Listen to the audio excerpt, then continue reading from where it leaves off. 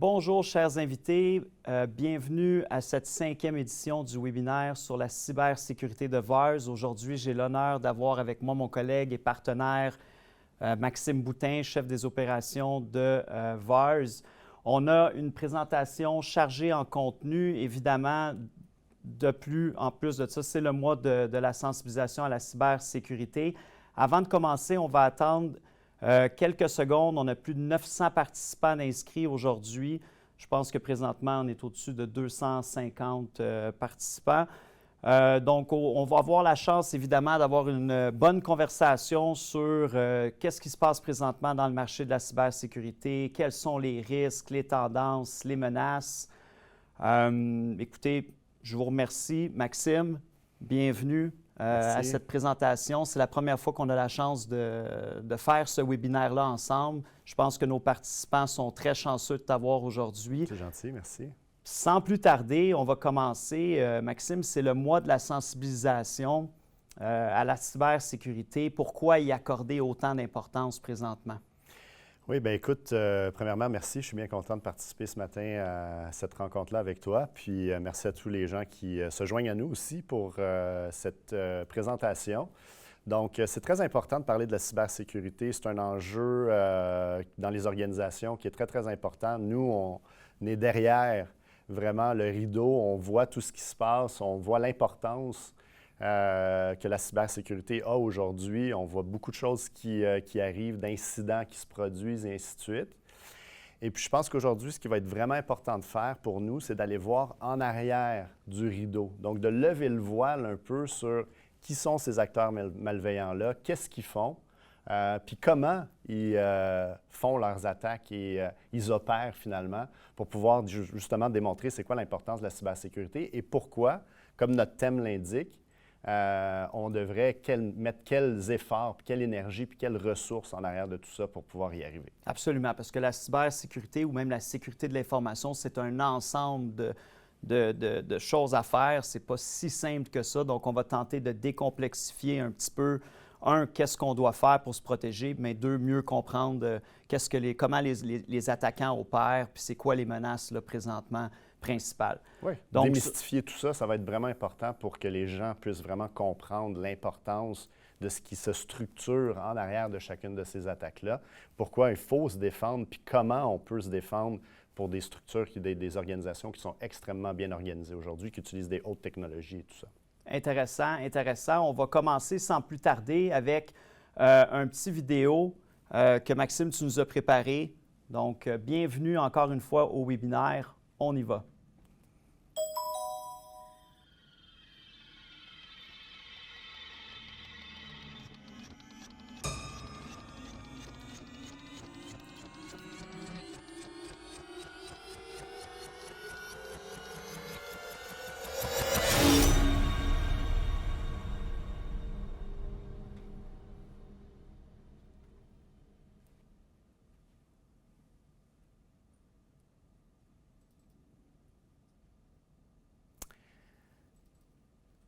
Ça, c'est vraiment un classique là, ici qu'on voit. Hein. Je suis sûr qu'il y a plein de gens qui nous écoutent aujourd'hui qui ont déjà vécu des situations similaires puis qui sont passés au travers d'activités comme celle-là, où ça part tout simplement hein, d'un clic, comme on dit dans le vidéo, un simple clic avec un acteur malveillant qui fait de l'hameçonnage et ainsi de suite. Et puis rapidement, ça peut enchaîner à des situations qui vont devenir vraiment très problématiques, qui vont aller jusqu'à une attaque de rançon. Puis vraiment, une attaque de rançon, quand on se rend jusque-là, bien évidemment, c'est là où la problématique puis la perte de contrôle, comme on a écrit là, devient vraiment réelle. Et une fois qu'une activité comme ça s'est produite, bien là, on perd vraiment le contrôle, puis c'est là où les acteurs malveillants vont pouvoir vraiment intervenir. Et dans la prochaine séquence, on va pouvoir entendre justement un message justement qui a été reçu par un acteur malveillant. On a eu la chance d'intervenir suite, évidemment, à une attaque avec un des clients qui a malheureusement reçu un message comme celui-là un vendredi matin à 5h30. Oui, ce qui est souvent le cas. Écoutons-le.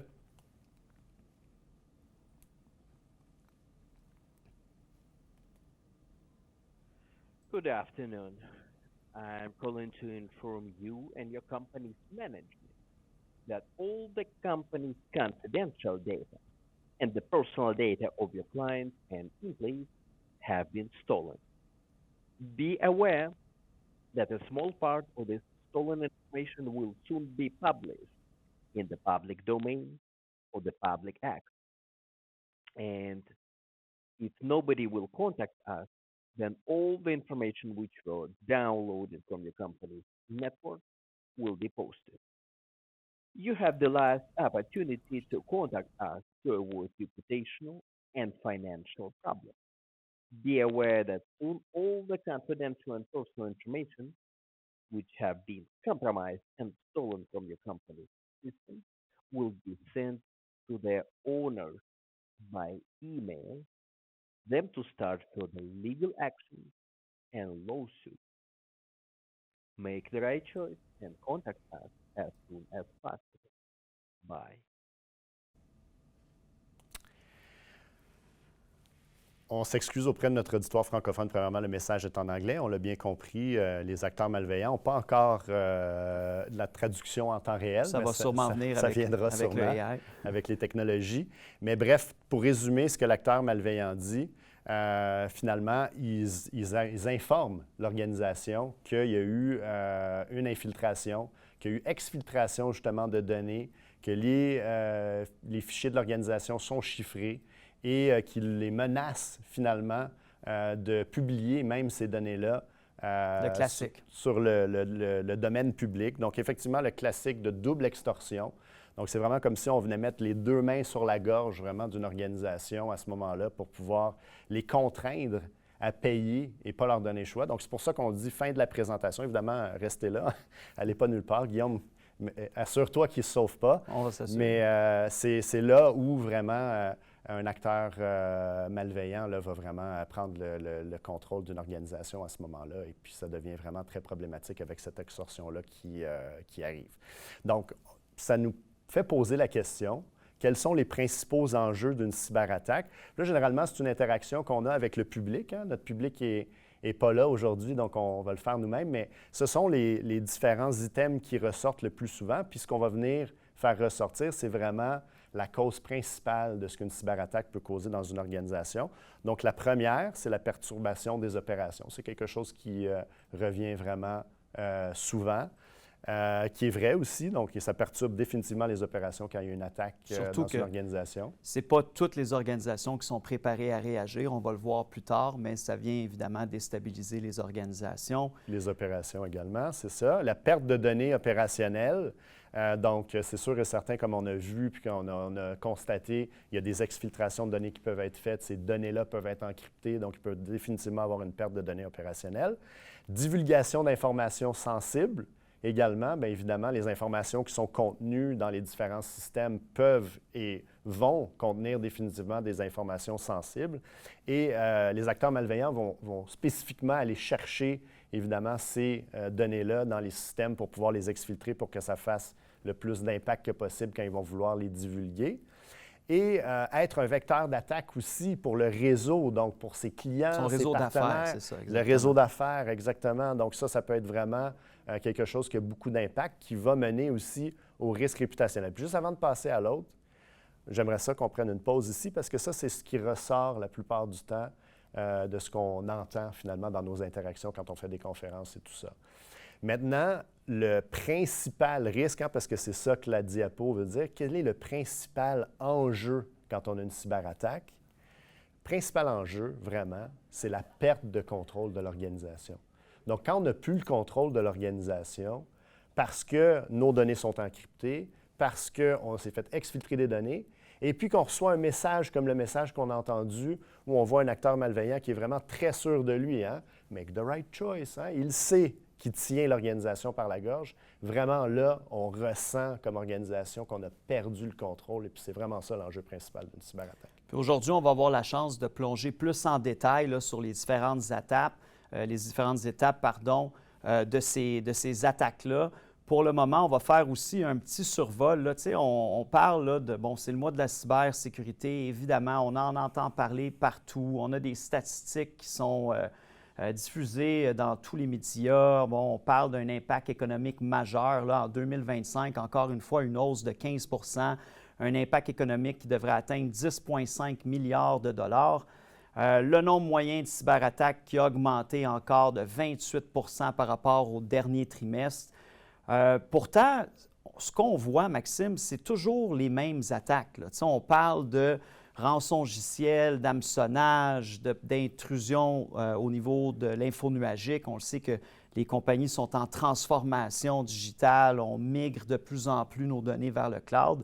On n'a pas toujours les bons contrôles en place pour le faire. On va en parler aujourd'hui. Les vols d'identifiants, bien, le dark web et tout ça sont remplis de données pertinentes pour les attaquants pour pouvoir perpétrer des attaques. On a des attaques, évidemment, sans logiciel malveillant, c'est-à-dire de l'ingénierie sociale, des accès non autorisés. On a également, Maxime, te parlé là, des risques de tierces parties. Non seulement on ne veut pas être un vecteur d'attaque, mais c'est un des risques principaux en ce moment auxquels les compagnies font face. Donc, c'est une chose de se sécuriser, mais comment on s'assure que nos partenaires, nos contracteurs, nos fournisseurs soient sécurisés également pour ne pas nous compromettre. Ça, c'est un enjeu très d'actualité. Puis, évidemment, ce n'est pas toujours des attaques qui mènent à des incidents. Il peut y avoir des accidents à l'interne, donc des employés qui ont, par erreur, donné accès à un système, par erreur, envoyé un fichier qui contient des données. Et il y a tout, évidemment, l'évolution qu'on discutait d'ailleurs ce matin, Maxime, là, sur l'intelligence artificielle, qui va d'ailleurs dans les deux sens, là, autant aider les attaquants qu'aider les organisations comme les fournisseurs de services gérés qui protègent ces organisations-là. Regardons un petit peu quelques statistiques, des statistiques très intéressantes, très percutantes. Premièrement, ça fait 5 fois qu'on fait un webinaire annuel. C'est notre 5e édition du webinaire annuel. L'hameçonnage reste encore une fois le risque numéro 1. Oui. Peut-être ici, juste mentionner aussi, si tu reviens en arrière, là, on parle d'hameçonnage, mais aussi dans, si tu fais juste avance un petit peu encore, on voit les courriels et les outils de collaboration. Tout à fait. Ça, c'est quelque chose qui vient s'ajouter. Donc, les acteurs malveillants sont fondamentalement paresseux. Hein? Ils veulent toujours trouver le vecteur le plus rapide pour s'infiltrer à l'intérieur d'une organisation. Ils commencent à améliorer, évidemment, puis à diversifier leurs tactiques. Et donc, ils vont attaquer, oui, toujours les courriels, massivement, mais ils transitionnent aussi vers d'autres choses, comme justement les outils de collaboration, Teams, SharePoint, OneDrive, Google Drive, name it. Donc, ils vont vraiment aller vers d'autres vecteurs qui sont moins bien protégés pour tenter de s'infiltrer de façon plus efficace. Absolument. Puis quand on regarde, on a des statistiques aujourd'hui qui sont assez impressionnantes. Là. Ça c'est des statistiques qu'on diffuse rarement. On a décidé de le faire dans le cadre de ce webinaire-là. Donc, les statistiques que vous voyez, là, Maxime, ça, c'est un échantillon de 250 entreprises qu'on a pris de nos clients de façon confidentielle, évidemment. Sur 250 entreprises, Maxime, pour le mois de septembre seulement, c'est plus de 7 800 000 courriels ou incidents malicieux qui sont arrivés justement au niveau des outils de collaboration qu'on a dû analyser. Et de ça, plus de 1,2 million d'incidents ont été détectés, dont 47 000 qui ont été bloqués, là, qui étaient des incidents de niveau de sévérité critique. Maxime, comment ça se fait qu'on voit autant encore en 2024? On en parle à tous les années. On sait que l'hameçonnage, c'est un vecteur d'attaque principal. Comment les criminels font encore pour évader ces systèmes-là? Bien, ils sont très bien financés, hein, comme on a pu voir plus tôt. Donc, quand tu génères 10,5 milliards de revenus, bien, on voit que c'est une industrie vraiment qui carbure à l'innovation et aux capacités de mettre tous les efforts pour pouvoir contourner vraiment ce qui existe en termes de défense. Puis évidemment, s'il n'y a pas de défense qui sont en place, qui sont de prochaine génération, hein, qui ne sont pas basées sur les signatures, mais qui sont vraiment basées sur l'intelligence artificielle et l'apprentissage profond, l'analyse comportementale, effectivement, bien, à ce moment-là, on se fait dépasser rapidement et déclasser rapidement parce que l'acteur malveillant est beaucoup plus fort et outillé que l'organisation qui se fait attaquer, et donc il trouve un moyen de s'infiltrer. Puis tu l'as dit, Maxime, les criminels sont paresseux. Hein? Il y a des centaines de milliers d'organisations qui ne sont pas encore matures en sécurité. Aujourd'hui, d'ailleurs, notre webinaire vise à éduquer la PME la PME est probablement, pas probablement, est le segment de marché le plus ciblé présentement. Donc, ça devient aussi facile. Je pense qu'ils ont l'embarras du choix, si on veut, là, au niveau des cibles. Absolument. On regarde d'autres statistiques, les rançongiciels, encore une fois, ça ne change pas. Bon, on a une augmentation de 50 de rançongiciels dans les 12 derniers mois. 44 des organisations canadiennes ont subi une cyberattaque au cours des 12 derniers mois. Et de notre côté, au mois de septembre seulement, Maxime, tes équipes ont bloqué près de 11 000 attaques sur des postes de travail. On parle encore une fois d'un échantillon de juste 250 petites entreprises. C'est énorme. C'est énorme, effectivement, puis c'est sans cesse, hein? Donc c'est constamment. Puis évidemment, aujourd'hui, c'est pour ça que c'est important d'avoir toujours une bonne surveillance qui doit se faire 24/7 parce qu'on n'a pas les statistiques ici, mais ces attaques-là peuvent survenir à n'importe quel moment du jour ou de la nuit. Donc, c'est bien important de toujours être à l'affût. Les jours fériés, les fins de semaine, évidemment, les acteurs malveillants sont peut-être paresseux, mais ils savent quand, évidemment, intervenir pour pouvoir causer le plus de dommages possible et être à un moment où eux espèrent qu'il va y avoir le moins de surveillance que possible. Absolument. On a parlé de menaces internes, on a parlé d'attaques sans logiciel malveillant. Il y a tellement de données qui circulent présentement sur les sites illicites, le dark web, etc. Pas juste des données au niveau des identifiants, mais également des vulnérabilités qui sont exposées. On retrouve vraiment de tout, là, des configurations erronées, de l'accès au système de nos clients. Qu'est-ce qu'on peut faire, Maxime, rapidement pour pouvoir avoir une visibilité sur ça en tant que PME? Oui, bien, quand on parle de menaces internes, déjà, on parle de menaces internes. Souvent, on va penser aux menaces internes. Il y a probablement un nom qui vient en tête à tous nos participants quand on parle de menaces internes. On ne le nommera pas ici, mais c'est que ça revient constamment quand on fait des présentations, évidemment. Mais ça, c'est des menaces internes volontaires. Mais il y a aussi des menaces internes, des fois, qui sont involontaires, accidentelles, donc où finalement les utilisateurs sont la menace interne sans le vouloir. Et puis c'est pour ça que c'est très, très important, comme on le mentionne ici dans nos rapports, de faire de la sensibilisation, des simulations d'hameçonnage, puis vraiment d'aller aider à augmenter le niveau de maturité de ces ressources-là, de ces utilisateurs-là, pour pas qu'ils deviennent finalement une menace interne involontaire. Bien sûr, et qui puissent, les attaques sans logiciel malveillant, c'est de fournir justement des identifiants puis des mots de passe, des fois, des acteurs malveillants sans le vouloir par des stratégies d'hameçonnage et ainsi de suite. Absolument. Et puis, on voit que sur 16 000 employés qu'on a formés au mois de septembre, 10 000 n'ont pas suivi la formation. Ouais. Initialement, évidemment, là, parce que ça, c'est les statistiques pour dire, bien justement, il faut faire des suivis, il faut faire justement son travail. Nous, c'est ce qu'on fait, évidemment, avec les clients lesquels on aide. On a des rappels, on fait des suivis, puis on s'assure, évidemment, que ces gens-là vont faire leur formation, vont aller chercher tout ce qu'il y a à savoir au niveau des bonnes pratiques de la sécurité pour augmenter leur niveau de connaissance puis de robustesse de protection de l'organisation. Puis ça démontre aussi le niveau de maturité des organisations parce qu'on s'entend qu'aujourd'hui, en 2024, des campagnes de sensibilisation, ça devrait être obligatoire. Souvent, ce qu'on voit, j'imagine, Maxime, c'est des organisations qui n'ont pas de politique claire ou de programmes bien implantés avec des façons d'enforcer ces programmes de sensibilisation-là, d'où vient probablement l'écart de, bon, on veut former 16 000 employés, on devrait former 16 000 employés au mois de septembre, 10 000 n'ont pas répondu. Quand on voit les statistiques par rapport à l'hameçonnage, on comprend qu'un va aussi avec l'autre, là, donc très important. Donc, c'est important évidemment de se structurer puis de se donner une façon de pouvoir intervenir auprès de ces utilisateurs-là, c'est sûr et certain. Absolument. Donc, Maxime, comment ça se passe une cyberattaque? On en parle, là, puis il y en a beaucoup de types de cyberattaques, mais si on regarde, là, on a parlé tantôt des différentes Puis on n'est pas obligé de s'attarder sur cette page-là, mais regardons ensemble peut-être les étapes, OK? Puis j'aimerais ça que tu expliques à nos auditeurs là, vraiment là, Quelles où sont ça les commence, étapes? quelles Ouais. sont les étapes. Donc, la chaîne criminelle qu'on appelle le kill chain d'une attaque, c'est des étapes qui sont importantes à comprendre. Il y a plusieurs étapes dans cette chaîne-là qu'on va regarder plus en détail.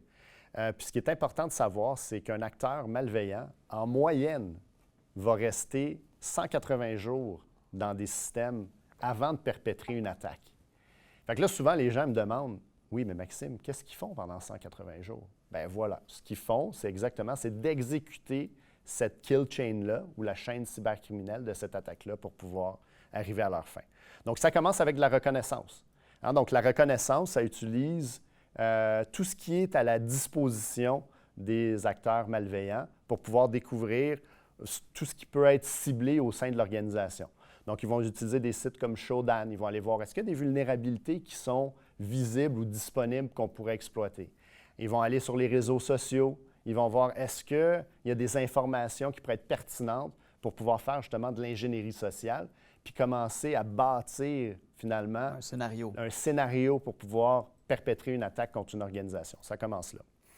Ensuite de ça, quand on parle d'instrumentalisation, donc une fois que cette étape-là est faite, bien, on va voir quels sont, justement, avec ce qu'on a découvert, qu'est-ce qu'on peut crafter, hein, qu'est-ce qu'on peut créer pour pouvoir justement attaquer cette organisation-là qui va échapper finalement aux outils de sécurité traditionnels, pouvoir les contourner si on a vu des vulnérabilités et ainsi de suite. Donc, on va voir aussi des attaques d'hameçonnage, par exemple, qui vont utiliser des codes QR. Ça va essayer de contourner la défense plus traditionnelle.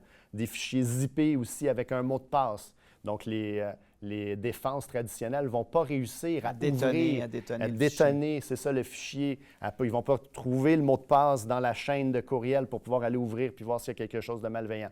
Donc, ils vont compter sur ça pour pouvoir vraiment s'infiltrer au sein de l'organisation. Ensuite de ça, ils vont faire la livraison de cette attaque-là par, comme on disait tout à l'heure, l'hameçonnage, utiliser les outils de collaboration. Donc, c'est vraiment d'aller utiliser le maillon, on va dire, qui est souvent le plus faible dans la chaîne, l'utilisateur qui va justement, comme on a vu dans le vidéo au début, hein, puis c'est toute ça la continuité de ce qu'on est en train de faire ici, c'est de tromper la vigilance d'un utilisateur qui va venir ensuite de ça cliquer sur ou ouvrir une pièce jointe ou quelque chose comme ça, qui va permettre aux acteurs malveillants de pouvoir commencer à s'installer. Et ensuite de ça, une fois qu'ils ont réussi à s'installer, donc ils ont un point de pivot dans le réseau, dans l'environnement, c'est là qu'ils vont commencer à faire de l'exploitation. Donc, ils vont commencer à tenter d'exploiter les vulnérabilités, bouger latéralement dans le réseau, escalader des privilèges, collecter des renseignements. Tout ça dans le but, évidemment, de contrôler le plus possible l'environnement dans lequel ils se trouvent. Et tout ça sans être détecté. Sans être détecté, exact. Si on n'a pas de détection de nouvelle génération, tout ça se fait à l'insu. C'est pour ça qu'ils sont capables de rester aussi longtemps dans des systèmes jusqu'à 180 jours. Évidemment, c'est parce qu'ils ne sont pas détectés pendant toute cette période de temps-là. Et sont très agiles. Très agiles, très agiles.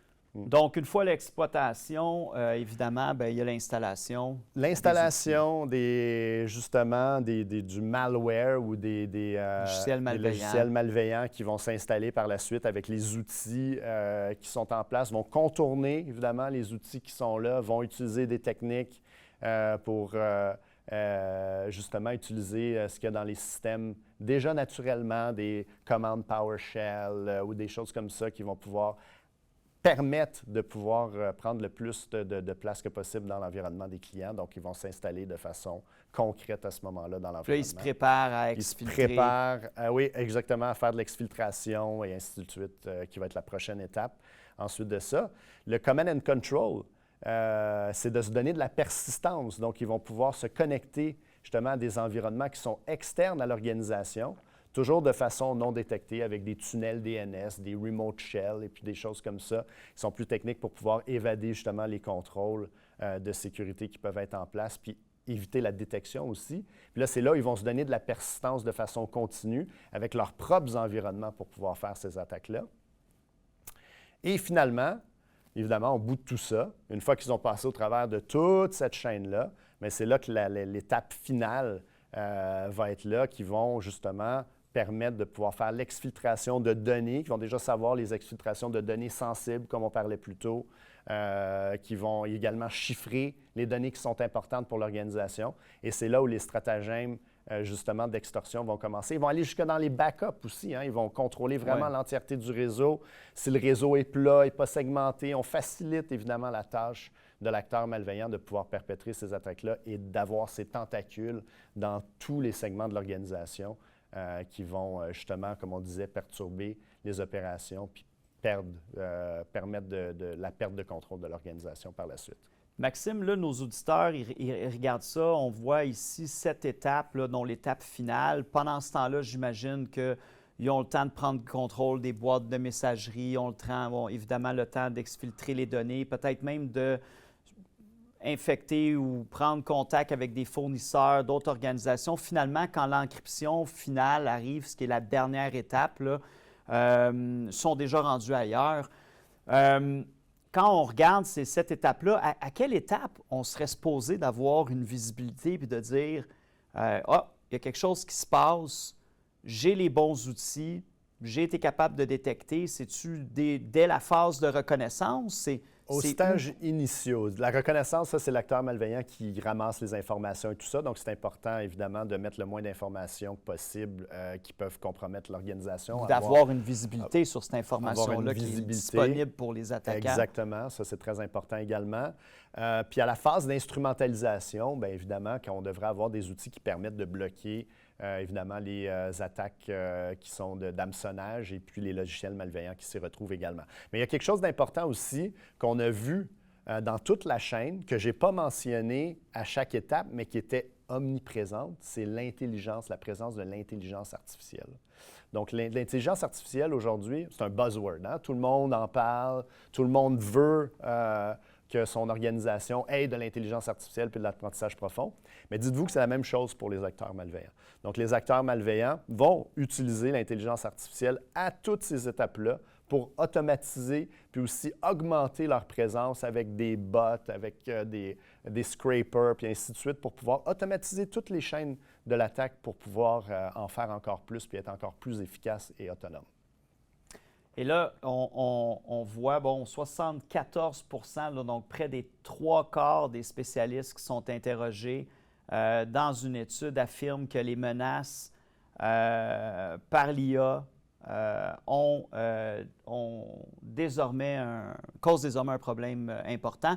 Par contre, c'est aussi une façon, j'imagine, pour les organisations comme la nôtre, d'augmenter nos systèmes de défense. Donc, l'intelligence artificielle va évidemment servir aux attaquants, mais servent de plus en plus également aux organisations de cybersécurité. Oui, les systèmes de sécurité, ceux que VARS utilise définitivement ont beaucoup d'intelligence artificielle et d'apprentissage profond.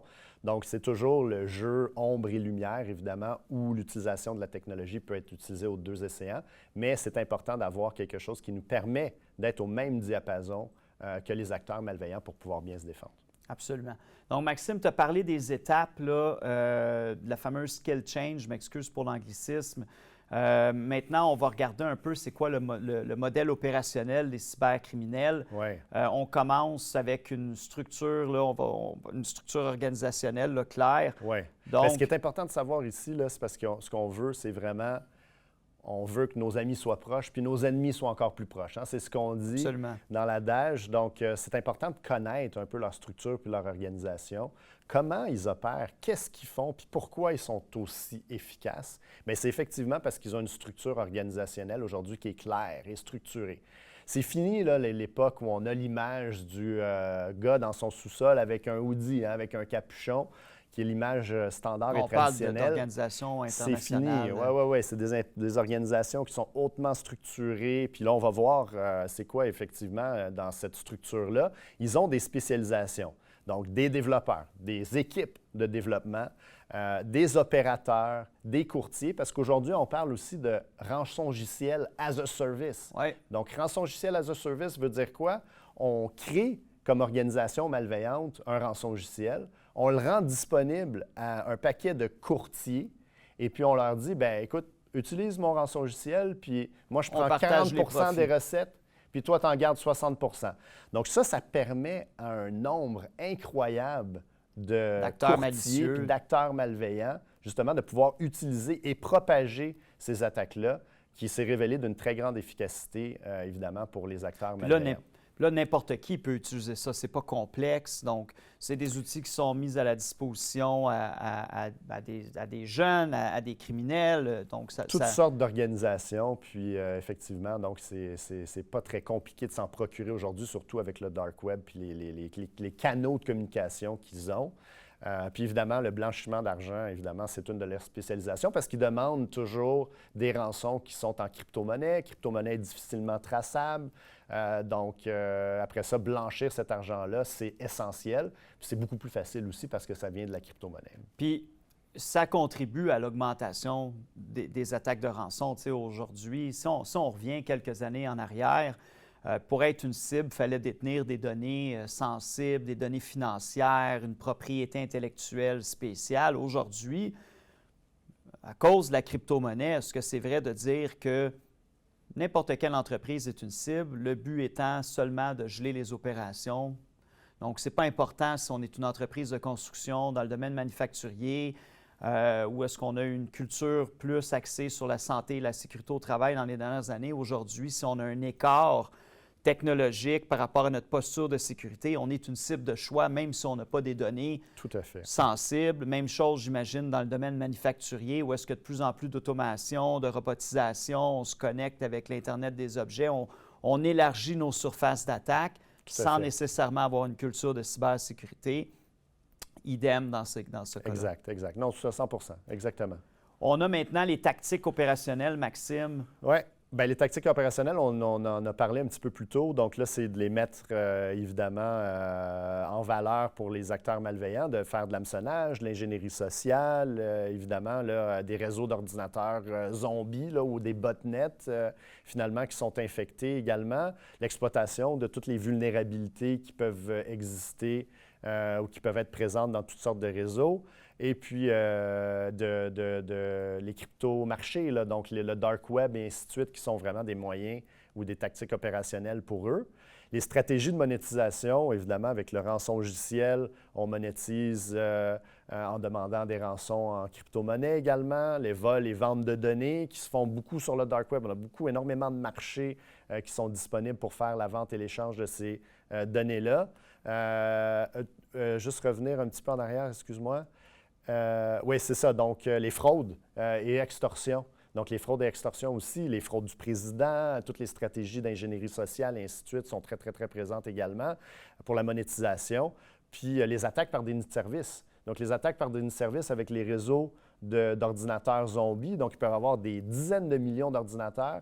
Ils vont cibler une organisation, vont l'attaquer. Donc, vont faire un déni de service, vont la rendre inopérante. Puis ensuite de ça, vont faire la même stratégie que pour le rançongiciel, vont menacer, vont dire, bien, si tu ne nous payes pas une rançon, on continue de t'attaquer puis d'empiéter sur tes opérations. Donc, vraiment des stratégies de monétisation qui sont dangereuses. Dangereuses, oui. Après ça, on a la gestion des revenus. Bon, on en a parlé rapidement. Ouais. La crypto-monnaie. La crypto-monnaie, mais là, ce qui est important aussi de savoir, c'est que les acteurs malveillants, maintenant, la crypto-monnaie, se procurer ça, avoir un portefeuille électronique, c'était compliqué. Fait que pour pallier à ça, ils ont décidé de mettre en place des centres d'appel pour pouvoir aider leurs victimes à pouvoir se prémunir de crypto-monnaies pour pouvoir les payer par la suite. Donc, on voit que maintenant, c'est une structure et une organisation qui est assez incroyable. Puis évidemment, une fois qu'on a la crypto-monnaie comme acteur malveillant, bien, qu'est-ce qu'on veut? On veut blanchir l'argent. Donc, ils ont des mules financières. Ils utilisent des cartes prépayées, toutes sortes de stratagèmes pour sortir l'argent de façon légitime puis la blanchir dans l'économie par la suite. L'innovation. Ben oui, l'innovation en continu, c'est sûr et certain. On en a parlé un petit peu plus juste avant, là, l'utilisation des dernières technologies, l'intelligence artificielle, l'apprentissage profond, évidemment, c'est hautement utilisé puis regardé comme étant une capacité pour eux d'être encore plus efficaces, de ramasser encore plus d'argent puis d'avoir une encore plus grosse empreinte au sein de leurs attaques puis des organisations. Donc, en bref, Maxime, on ne pense pas que ça va se calmer dans les prochains mois? Non, pas du tout. Surtout quand on a des revenus qui sont générés comme ça par des acteurs malveillants de cet ordre-là. C'est sûr et certain que ça ne va qu'en augmentant. Hein, de toute façon, dans les dernières années, ça va continuer à augmenter de façon significative avec l'arrivée justement de ces nouvelles technologies-là et ainsi de suite. Puis c'est pour ça que ça prend vraiment aujourd'hui des structures organisationnelles qui sont claires et spécialisées là, parce qu'ils ont des méthodes sophistiquées et des stratégies là, qui sont vraiment complexes pour pouvoir y arriver. Là. D'ailleurs, si on regarde, là, une fois qu'il y a une attaque comme ça, où s'en va l'information? Tu sais, on dit, Maxime, là, surtout dans notre industrie, dans notre jargon, on dit une fois que tu te fais voler tes données, c'est un incident qui n'est pas réparable. Tes données sont parties pour toujours. On va regarder un petit peu le fameux Dark Web. Qui n'est pas si complexe que ça, mais j'imagine que notre clientèle, notre audience aujourd'hui va apprécier en apprendre un peu plus sur ça. On n'a pas beaucoup de visibilité hein, en tant qu'entrepreneur si on n'a pas des équipes techniques ou des plateformes qui nous permettent de voir en temps réel qu'est-ce qui se passe. Peux-tu nous en parler un petit peu plus? Maxime, on sait que c'est le web qui est non indexé. Exact. On regarde ici un modèle. Là, donc, comment naviguer dans le noir? Comment naviguer dans le noir? On se pose la question. On n'a pas besoin de lampe de poche, je te rassure. Donc, on peut naviguer dans le noir. C'est effectivement pas si compliqué que ça. Ce qu'on va avoir besoin, puis ça, c'est un diagramme ici qu'on voit à l'écran qui est à très haut niveau, mais ça explique bien finalement le fonctionnement du Dark Web, finalement, où ça prend un Tor client, donc un client Tor. C'est finalement un navigateur qui peut être téléchargé sur Google. Et puis, non, mais juste reviens un petit peu parce que je veux juste l'expliquer un petit peu plus en détail. Donc, ce navigateur-là, vraiment, il ne sait rien de compliqué. Donc, on peut le trouver sur Google, on peut le télécharger. Ma fille de 14 ans pourrait aller le télécharger sans aucun problème. Je te rassure, on a des bons contrôles parentaux qui empêchent ça. Vu que tu es le parrain, je suis sûr que tu as une inquiétude peut-être à ce sujet-là. Mais bref, tout ça pour dire que c'est à la portée de pas mal tout le monde. Et puis ensuite de ça, une fois qu'on a ce navigateur Tor-là, bien, avec ce navigateur-là, ça nous permet d'entrer dans le Tor Network. Qu'on va voir. Donc, le réseau Tor, finalement, c'est encrypté. C'est un paquet de relais qui brouille les pistes, donc qui empêche finalement les autorités ou les gens de pouvoir savoir d'où provient cette connexion-là. Et ça va se propager après ça à un site sur le Dark Web. Généralement, ça va être des extensions qui vont être .onion. Ça a été défini comme ça. Donc, où on va avoir des sites, justement, qu'on va pouvoir accéder en toute tranquillité, sans pouvoir être tracé, pour pouvoir aller faire un paquet de choses qui vont effectivement être malveillantes. Donc, effectivement, qu'on va pouvoir voir de quoi il en retourne. Donc, le commerce en ligne, on peut faire ça sur le Dark Web. On peut voir que ce n'est pas du commerce en ligne qui est habituel. Hein, évidemment, comme on peut voir sur cette slide-là, Alphabet, qui est un marché, un fameux marché là, qui était sur le Dark Web, sur lequel on pouvait se procurer toutes sortes de choses. Donc, on peut voir un paquet de drogues différentes qui peuvent être disponibles en ligne. On peut voir aussi des manuels. On va pouvoir trouver comment faire une bombe, comment tuer quelqu'un sans se faire prendre. On va pouvoir trouver toutes sortes de choses qui vont être malveillantes. Un marché assez dark. Là. Assez dark, exactement. Hétéroclite, puis vraiment sur lequel on peut trouver des choses en toute impunité comme ça qu'on peut se procurer par la suite, effectivement. Une communauté aussi qui vient avec ça, évidemment, la communauté qui se retrouve sur le Dark Web, qui sont sur les acteurs malveillants. On peut voir ici, donc ces gens-là font énormément d'argent, produisent évidemment énormément de choses qui vont leur permettre même de prendre, comme on peut voir ici, leur retraite. Hein, une fois qu'ils ont blanchi l'argent puis que tout est fait, merci, bonsoir, on tire notre révérence, on a monétisé des dizaines, centaines de millions de dollars, on a blanchi ça dans l'économie légitime, puis on se retire. Sans aucun problème. Ils sont souvent aussi dans des pays où soit c'est sponsorisé des fois par l'État ou soit, évidemment, les forces de l'ordre. La législation ne nous permet pas de... La législation ne nous permet pas de rien faire ni d'atteindre ces gens-là. Puis là, Maxime, on voit des exemples. On a vu un site de commerce, etc., une communauté, il y a des forums, évidemment. La prochaine diapo va montrer un peu où est-ce cependant, une fois que les clients, là, quand ils sont victimes d'une attaque de rançon, bien, leur information, elle est mise à disposition sur des sites. Ouais. dont les attaquants peuvent, pas les attaquants, mais je veux dire, monsieur, madame, tout le monde peuvent aller télécharger cette information-là, sensible, stratégique, propriété intellectuelle, ainsi de suite, si l'attaquant ne paye pas la rançon, si le client ne paye pas la rançon, donc on a un exemple ici d'un site où est-ce que de criminels là, qui affichent des bases de données, dans le fond, de clients qui ont été victimes. Comme on a entendu justement au début de la présentation avec le message de l'acteur malveillant qui menace justement de rendre publiques les informations, bien, ils rendent les informations publiques de cette façon-là. Donc, ce qu'on peut voir ici, puis c'est bien écrit aussi, bien, premièrement, eux ont décidé de ne pas utiliser le ransomware as a service. On peut voir ça ici en haut. Bon, ils sont peut-être un peu plus radins que les autres. Ils décident de garder tous les profits pour eux. Mais ce qui est très important de savoir, c'est surtout la ligne du bas qui indique qu'ils vont rendre publiques les informations. Ils vont envoyer des liens aux clients puis aux partenaires de ceux à qui ils ont subtilisé de l'information pour les rendre publiques. Donc, c'est là que le stratagème de double extorsion prend tout son sens. Parce que ce qu'on peut voir ici, c'est toutes des organisations pour lesquelles ils ont publié... Qui ont été hackés. Là. Qui ont été hackés puis qui ont publié des données. Et puis, ils vont même mettre un timer. Hein? Donc, ils vont pousser l'organisation à dire on va mettre tes informations en ligne dans 48 heures. Puis là, il va y avoir un timer, un chronomètre qui va descendre jusqu'à temps que les informations soient rendues en ligne publique. Et là où n'importe qui, effectivement, qui va à travers le dark web pourrait télécharger ces données-là et puis y avoir accès par la suite. Oui, ici, on parle aussi d'informations sur le dark web qui peut être disponible pour les acteurs malveillants. Comme on voit un site ici qui est un site Shodan qui est disponible pas mal à n'importe qui également, et qui note finalement des vulnérabilités ou des choses qui peuvent être présentes. Donc, ce qu'on disait tout à l'heure, la façon de trouver avec l'ingénierie sociale puis les outils qui sont disponibles, ça, c'est une des façons où on peut trouver aussi quels sont les types de technologies qui sont utilisées dans une organisation. Est-ce qu'on utilise un WordPress qui peut être vulnérable? Est-ce qu'on utilise une autre technologie qui pourrait être vulnérable à une attaque ou à un script qui pourrait être créé par l'acteur malveillant pour faire son entrée initiale également? Donc, autrement dit, Maxime, si on fait un sommaire, parce qu'il y a d'autres contenus, mais toutes les entreprises ont une présence sur le dark web.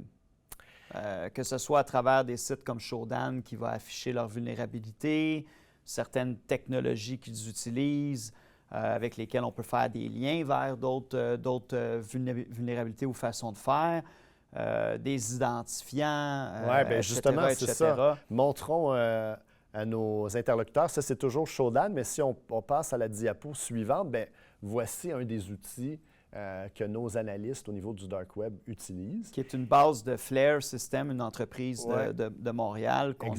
Qu'on utilise, exactement. Et puis, on peut voir là, sur cette diapo-là qu'on a plusieurs informations qui peuvent sortir par jour. Donc, sur des organisations, comme tu mentionnais, toutes les organisations ont quelque chose dans le dark web.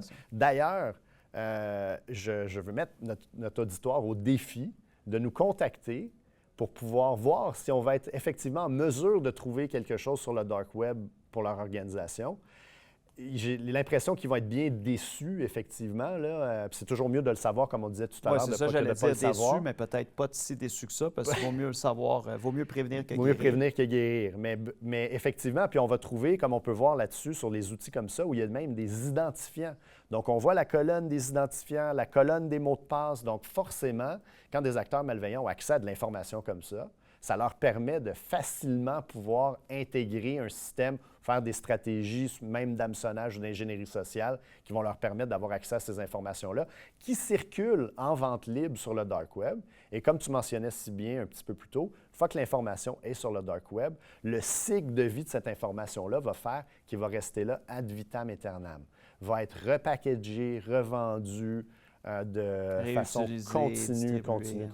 Donc, il faut avoir visibilité là-dessus. Il faut gérer son risque, il faut gérer sa surface d'attaque.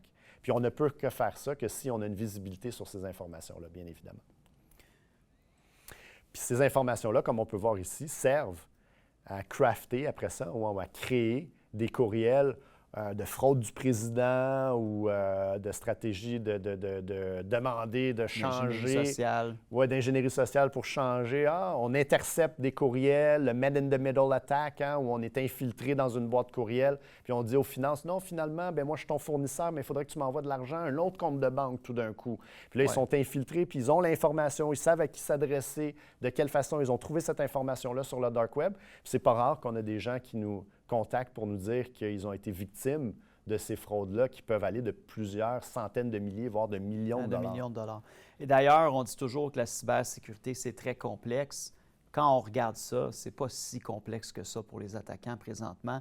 Les organisations ont tellement une empreinte digitale étendue. Ouais. Il y a tellement d'informations qui circulent dont eux-mêmes ne sont pas au courant. Ils ont le beau jeu. Sans même un logiciel malveillant très sophistiqué, on est déjà capable, avec l'information qui circule sur la plupart des organisations au Québec, on est déjà capable de peut-être avoir un pied d'entrée dans l'organisation, du moins de collecter assez d'informations, soit pour se connecter aux infrastructures ou soit pour créer un scénario parfait.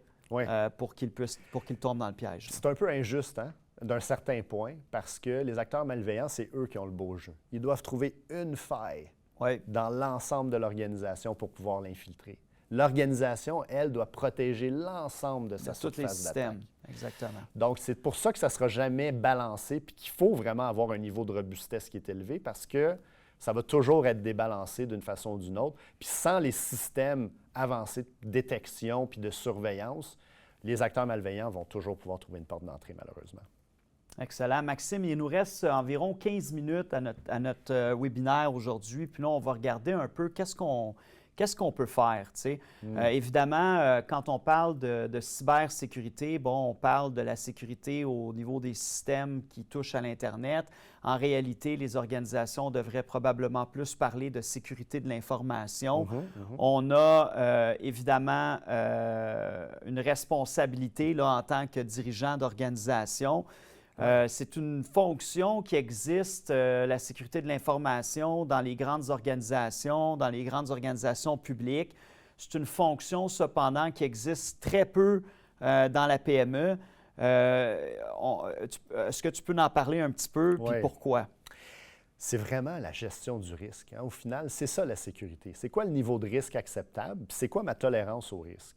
Mais encore aujourd'hui, effectivement, compte tenu du niveau de maturité des organisations, c'est très peu regardé de cette façon-là. Pourtant, les organisations regardent ce risque-là au niveau financier et autres de façon continuelle.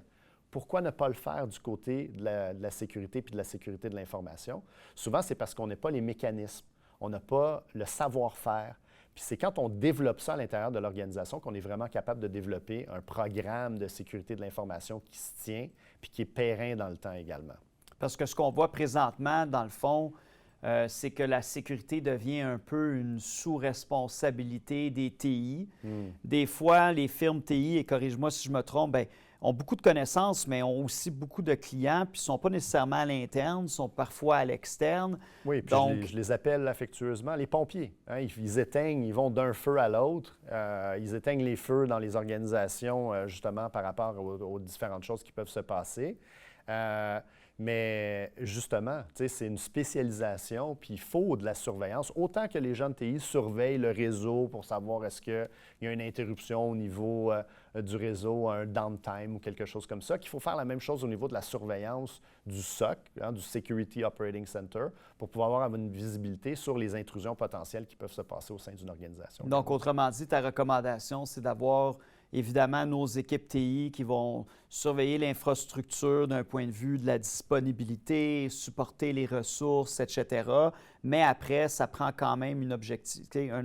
Il faut quand même être objectif, puis idéalement segmenter ces deux fonctions-là. Tout à fait. Et la sécurité, elle est sous-représentée au niveau des conseils d'administration et du board.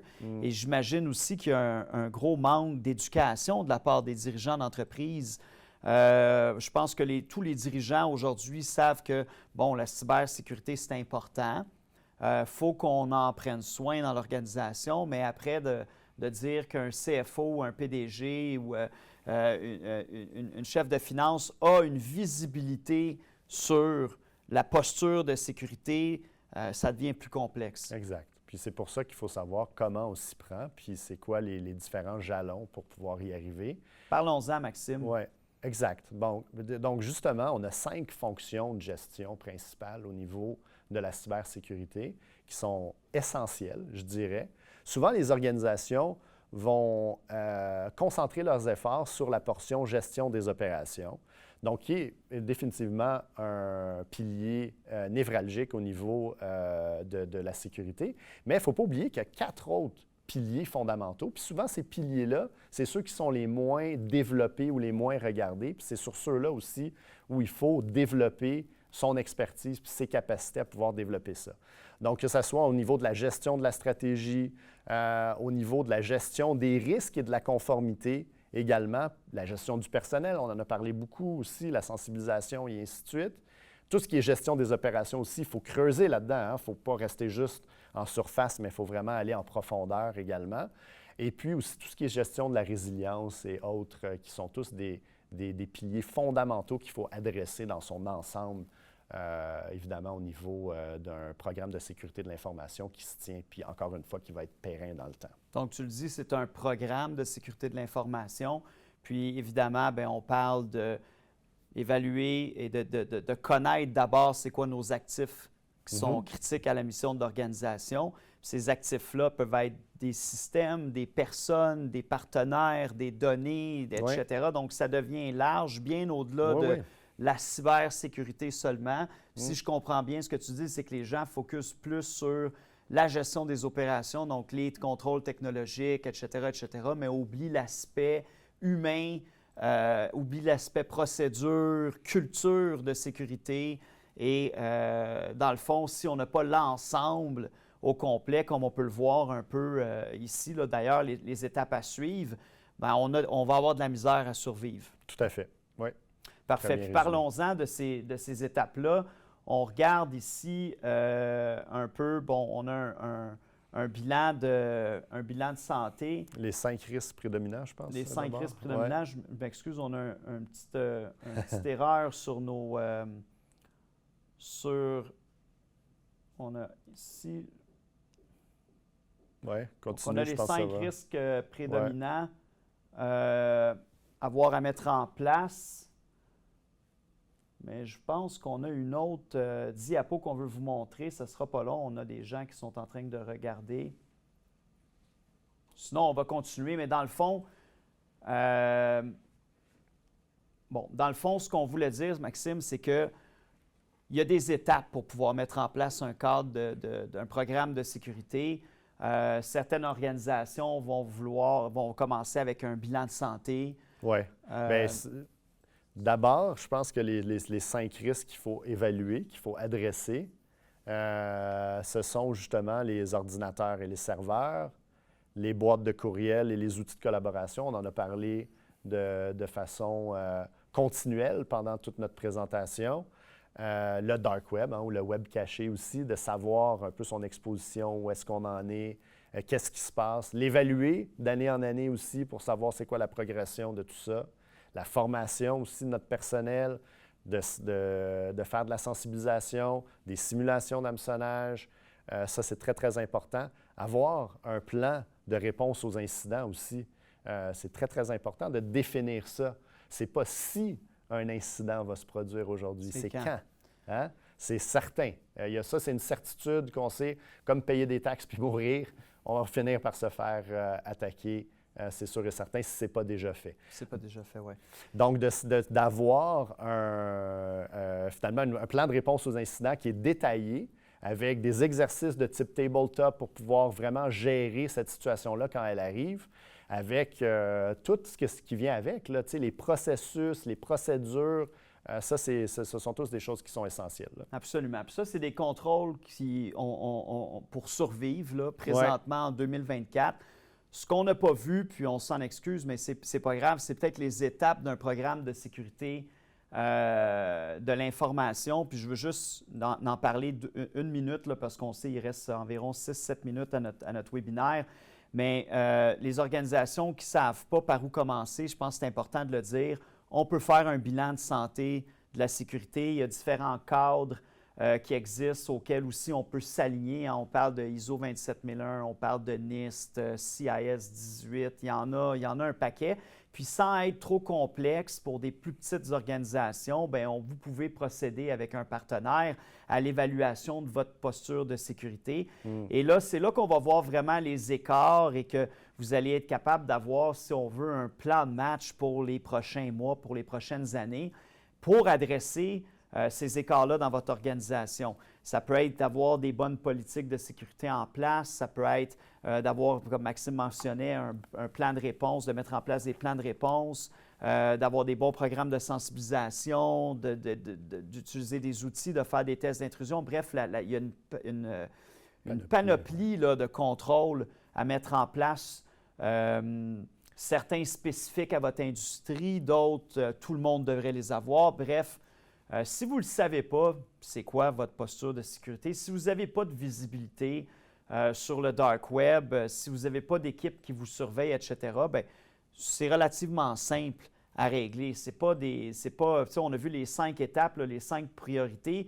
Idéalement, Maxime devrait vous amener une visibilité sur votre organisation. Oui. Bien, puis en plus de ça, tu l'as bien mentionné, là, un bilan de santé, je pense que c'est l'étape nécessaire initiale, surtout si on n'en a jamais fait un ou si on en a fait un depuis un certain temps. Vraiment, l'analogie ici, c'est quand on ne se sent pas bien ou il y a quelque chose on va chez le médecin. On ne passe pas directement au bistouri. Hein? On va se faire analyser, qu'est-ce qui se passe, c'est quoi les différents contrôles qui vont nous amener après ça à prendre la décision, c'est quoi les bonnes prochaines étapes. Est-ce que je dois me faire opérer? Est-ce que je dois prendre des médicaments? Donc, tout ça fait partie de la stratégie puis les contrôles qui sont évalués au niveau de la sécurité pour pouvoir ensuite permettre d'avoir un plan de match puis une visibilité qui va dire « Ah, voici mes écarts, voici là où je dois m'améliorer, voici les choses que je dois mettre en place pour pouvoir permettre d'augmenter le niveau de maturité puis de connaître et de mieux contrôler mon risque par rapport à ça. » Oui, puis idéalement de l'avoir en temps réel. Oui. Parce qu'aujourd'hui, de dire qu'on fait une analyse de sa posture de sécurité en tant que PME au mois de janvier, ça ne veut pas dire qu'au mois de juillet, on va avoir la même posture de sécurité. Il y a des risques qui se développent à tous les jours. On intègre des nouveaux systèmes, on fait affaire avec des nouveaux partenaires. C'est en constante évolution. Donc, d'être capable d'avoir un rapport ou, si on veut, mensuel sur sa posture, ça devient un enjeu de plus en plus important. Là. Il faut être en mesure de pouvoir mesurer ces choses-là. Hein? Puis même au niveau, comme tu disais tout à l'heure, exécutif, board et tout ça, ce que je mets en place, les organisations à lesquelles je confie ma sécurité, comment elles performent, puis c'est quoi les différents indicateurs que j'ai pour pouvoir arriver à savoir ce qui se passe, puis le bien fondé de tout ça. Bien, c'est avec, justement, on a un exemple du rapport que nous, on produit, mais ça, c'est essentiel, effectivement. Parfait. Puis, on a également, évidemment, ici, on parle là, de la fameuse question, Maxime, en 2024, est-ce qu'on doit souscrire à une cyberassurance? Est-ce que ça fait partie de la stratégie. On doit plus investir dans la défense? Je pense que de toute façon... C'est la gestion du risque, Les cyberassurances l'exigent aujourd'hui. Oui. Donc, c'est la gestion du risque. Donc, dans la gestion du risque, la façon de traiter le risque, il y a plusieurs choses qui doivent être faites, mais une de ceux-là, évidemment, c'est de transférer, évidemment, le risque au moyen d'une cyberassurance pour pouvoir se protéger ultimement s'il y a quelque chose qui arrive. C'est le dernier retranchement. Donc, c'est sûr qu'il y a plein d'autres contrôles à mettre en place, mais évidemment, aujourd'hui, même avec les cyberassurances, sont de plus en plus exigeantes, puis ils vont demander qu'un paquet de contrôles de sécurité soit en place, parce qu'évidemment, ils veulent s'assurer que les organisations ne sont pas négligentes face à leur sécurité. Puis même, on voit dans certains cas que des organisations qui ont souscrit à une cyberassurance, puis qui ont été déterminés comme étant négligents, peuvent ne pas être couverts même par leur assurance. Absolument.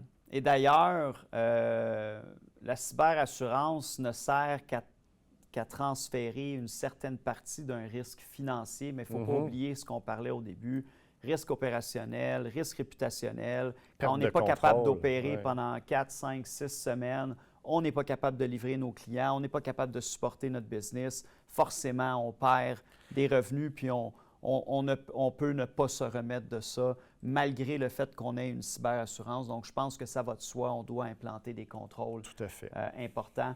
Donc, on voit ici, on a ramené la fameuse slide, la diapo, je m'excuse pour l'anglicisme, sur les experts, les étapes, si on veut, les étapes là, à suivre. On en a parlé, je ne vais pas rester parce qu'on est en fin de présentation. Ce qui est important, par contre, c'est de se rappeler que pour faire ces étapes-là, ça vous prend des ressources qui sont certifiées. Aller chercher de l'expertise. Donc, on a parlé là, de la segmentation entre le rôle de la sécurité et le rôle des TI. Et sur ça, on vous remercie. On espère que ça vous a apporté un peu que ça vous a éclairé. On vous remercie énormément pour votre participation. Et ceci met fin, dans le fond, à notre webinaire. Donc, je vous souhaite à tous une très belle journée. Merci, Maxime. Merci beaucoup, Guillaume. Très apprécié. Merci beaucoup. Bonne journée. Bonne journée à tous.